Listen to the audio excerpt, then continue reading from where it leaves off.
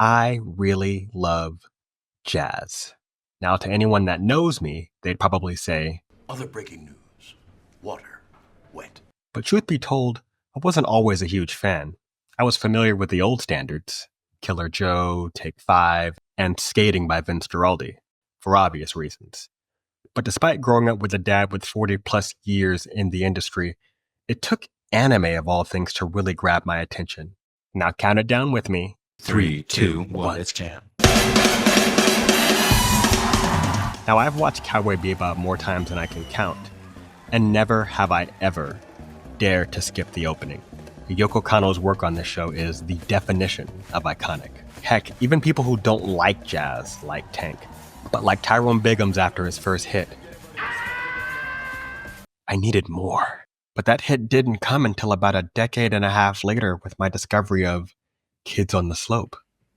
Also helmed by Cowboy Bebop creator Shinichiro Watanabe, the show centers Kaoru Nushimi, a young introverted classical pianist who falls in love with jazz after meeting drummer and school troublemaker Sentaru Kawabuchi. Now, unlike Bebop, which had jazz as the base of its soundtrack, Kids on the Slope positions jazz itself as a far more prominent character. The jam sessions that Sentaru and Kaoru have are key to their development as friends and Kaoru's confidence as a person. After that, I found the show Your Lie in April, another music-based slice-of-life anime, but instead of jazz, it's centered around classical music. Using ballads from Bach and Beethoven, the show explored topics of trauma, anxiety, and mortality, and the way this show depicts the characters when they're in the zone was truly a sight to see. If I were to describe anime's superpower in one word, it would be hype.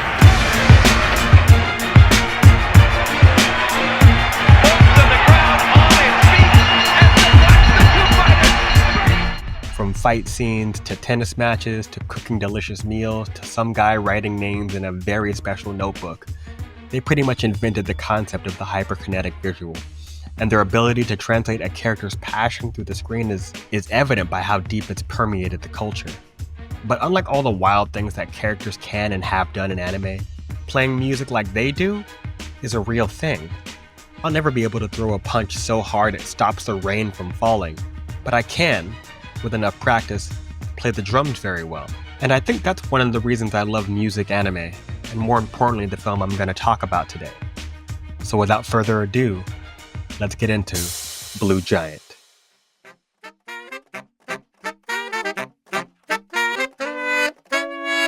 The film Blue Giant, based on a manga by Shinichi Ishizuka, tells the story of three young musicians. Dai Miyamoto, a super passionate saxophonist determined to simply be the best at what he does. Yukinori, a gifted pianist who hits kind of a creative plateau. And Shunji, an eager but struggling new drummer who's just trying to hang with his peers. Their goal is simple: to play at the most prestigious jazz club, So Blue, after only 18 months of playing/practice. Watching these young musicians as they figure out how to play together is just a treat. Especially Shunji, as he's probably the most relatable. We see him start at the very beginning, so when he fails, we feel for him. Having dabbled with the drums in my youth, I can attest to the difficulty in trying to keep up with the average musician, let alone good ones. The countless hours trying to play along to songs well above my skill level made it so satisfying to watch as Shunji's 10,000 hours slowly began to bear fruit. I've been doing this YouTube thing seriously for about a year now, and I got my first successful video at month 7? And by successful, I mean 700 plus views. Not a high mark by YouTube standards, but when your first 6 videos are struggling to crack 50 views, hitting 700 plus feels like the lottery. Quantifiable progress is the gasoline of the grind. Which brings us to the second most relatable character, Yukinori, the child prodigy stricken by the affliction of the plateau, the wall, the drop-off of the stimuli of progress, a musical mind so entrenched in the technicalities that has forgotten how to simply get lost in the music. Now we're introduced to Yukinori at 18 years old playing with jazz veterans with only one hand. Music is incredibly technical, but it can also be incredibly abstract. Now the layman might surmise that all you need to do is play the right notes in the right order. But what of the personality, the elongations of notes, or the spaces between them? The layman may not be able to distinguish one expertly played song from another, but they can recognize the sauce. the difference between an Alicia Keys and an Aretha Franklin, the difference between very good and Damn! Yuki Nori could be the Aretha Franklin of pianist if only he could get out of his own way. And instead of playing the notes, play in the music. I was floating just off the ground. And it's only happened a couple of times in my life, but it's really, it lets you know that you made a connection outside of yourself, I guess. I don't know. I know I've heard others talk about that space.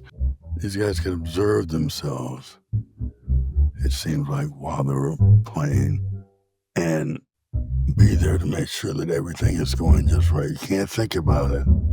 It's the culmination of what's trying to go on, trying to be so present in the music, so clearly into it that it's going by itself, kind of. But you're in this other place observing it. It's not out or in, it's another.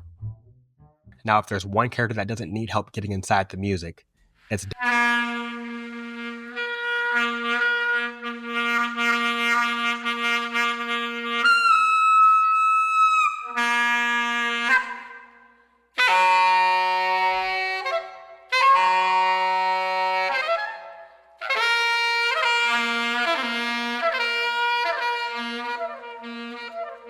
crash course saxophonist who fit 10,000 hours of practice inside of 3 years. His life goal? To be able to express every human emotion through music. He's got this confidence that affects everyone around him, and this blue aura that burns bright whenever he taps into the zone. His arc is the simplest of the three, but simple doesn't always mean boring. He's actually got a pretty lengthy origin story in the manga that's only hinted at in flashbacks while he plays, but the filmmakers chose to start the story with his journey to Tokyo. Dai is forward momentum made flesh. The kind of bandmate that knows when to be soft and supportive, but at other times be tough when another bandmate is suffering from crippling self-doubt. He's that constant, that guy that only needs the love of the craft to motivate him to be better. It's a simple arc, but it works perfectly within the context of the story. But enough character setup. It's time to get into the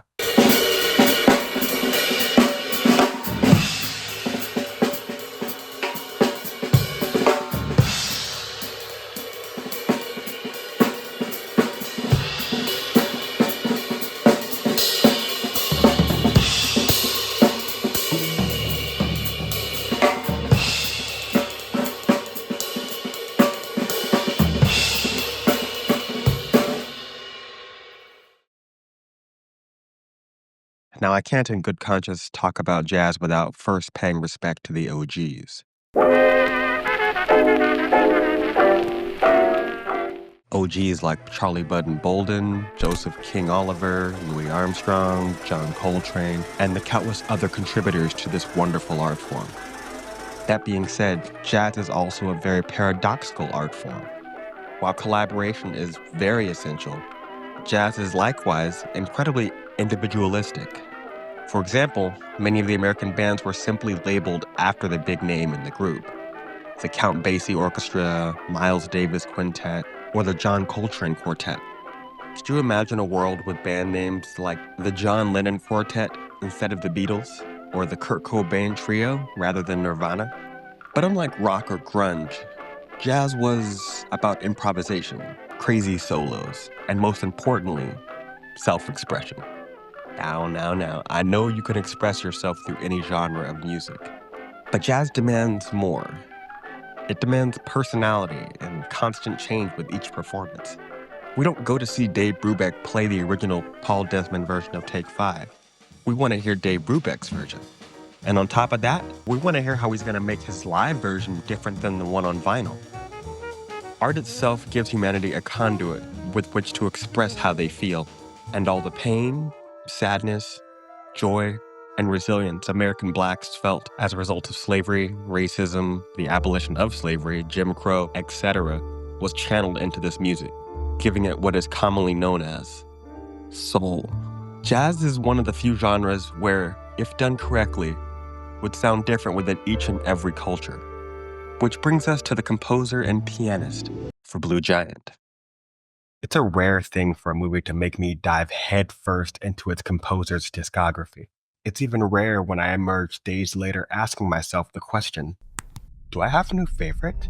For all of y'all not in the know, allow me to rectify your ignorance with the name Hiromi Uehara, aka just Hiromi. Born in Hamamatsu, Japan, Hiromi first laid hands on the keys at the age of 6. The word prodigy is not used in her bio, but anyone good enough to play with the Czech Philharmonic Orchestra by the age of 14 definitely fits that description, at least in my opinion. An absolute virtuoso, whose joy for the music can not only be felt by her playing, but also seen in her face as she plays. I've honestly never seen a happier looking pianist in my 35 years of life, and all that translates seamlessly into her composition for Blue Giant. Now, like any musical, this movie would be nothing without its songs, but unlike other musicals, these songs have no words, and that's what I think makes it translate so well universally. If you're a jazz fan like myself, then this will totally be your jam. But if you're more of a casual listener, you're still probably gonna like this. The animators did an incredible job of making jazz exciting to watch. The sweeping shots, the beautiful melange of color that encase the characters as they play in and around the zone. Pure euphoria is what director Yuzuru Tachikawa and his team were able to bottle up with the medium of animation in conjunction with Hiromi's beautiful compositions. But what's even more impressive is this film's ability to create the feeling of believable growth as the band works its way toward its 18th month deadline. While the pianist Hiromi herself and saxophonist Tomoaki Baba are allowed to play at their typical amazing level, 32-year-old phenom Shun Ishiwaka had to do a bit of acting on the drums. Now, as a person trains to be excellent at their craft, all their bad habits and amateur mistakes, hopefully in time, begin to fade. Now imagine you're 32 years old, at the top of your field, and you're given the assignment of playing like a beginner. And not just a beginner, but a beginner who progressively develops over the course of 18 months.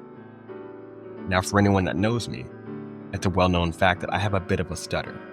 I've had it my entire life, but I've gotten a pretty good handle of it over the years. But every once in a while, I get a little too excited, and the words come out faster than my lips can deliver. Or I hit one word like remember, and I get a little tongue-tied. The weird thing about my stutter is that it's really hard to do it on purpose.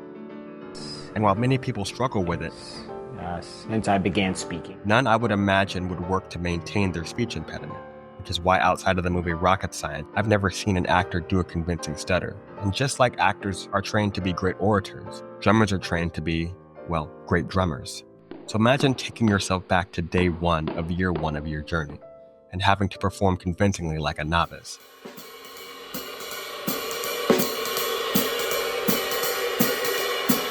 Then perform like you're 6 months in.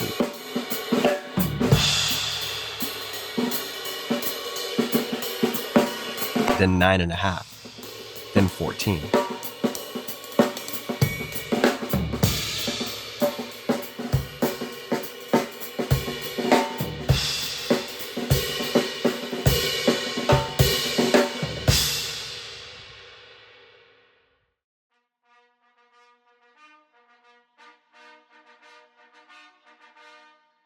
When it comes to motivation, nothing gets the engine running better than a good training montage.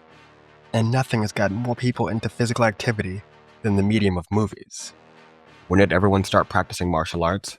When they saw Enter the Dragon. When did little girls get into archery? When they watched Katniss and the Hunger Games. As evolved as we are as a species, the phrase monkey see, monkey do has always been an apt way to describe why we do what we do. If you're a creative person and you walk out of this movie not inspired, then I will deeply question your legitimacy as a human being. Because all I wanted to do after this movie was pull out my drum kit and dedicate 3 hours a day to becoming halfway decent. When I watch Shunji struggle day after day after day, it just gets me so hyped. Not because I'm imagining how good he's going to be by the end, but simply because I love the grind. To me, Shunji is Rocky. To me, Shunji is Goku. To me, Shunji is Rock Lee. To me, what sticks out most about these characters is not that they fight well, although they do a lot of that. What sticks out to me most is that they train. The Rocky training montages might be more inspiring and influential than the fights he's actually training for. We don't climb up the mountain to get to the top. We climb it for the climb. Seeing Tsunji's blistered hands and Yukinori still sitting at a piano after practicing for 2 straight days, and the countless hours Dai spends practicing in the cold to improve his sound. It's about the climb.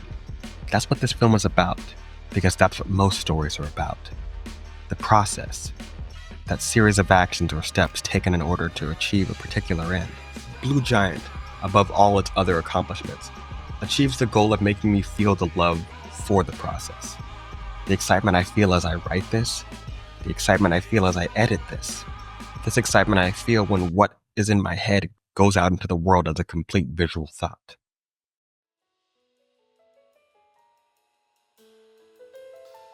This movie has but one flaw in my opinion, and that's the animation. While there are plenty of glorious pieces of colorful dynamic animation, there are also lots of shots of these cheap-looking 3D models. If I were a betting man, I'd wager they were more product of a tight budget than a creative choice. But it is a big distraction in an otherwise great film. With all that being said, when the big night finally arrived, I cried. I cried joyous tears as I watched my boys play their gosh darn hearts out. I watched as their audience was transported to another world. A world where for at least a few minutes, everyone felt the same thing. And for some, a little bit more. Members of the audience who saw them in their infancy, like proud parents, were moved to their absolute cores with pride.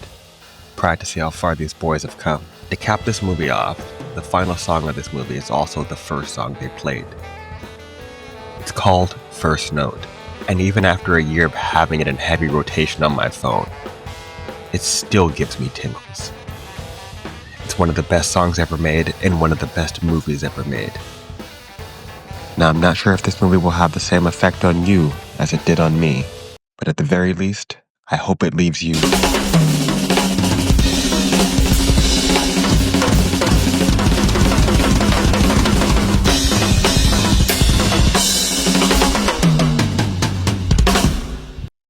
inspired.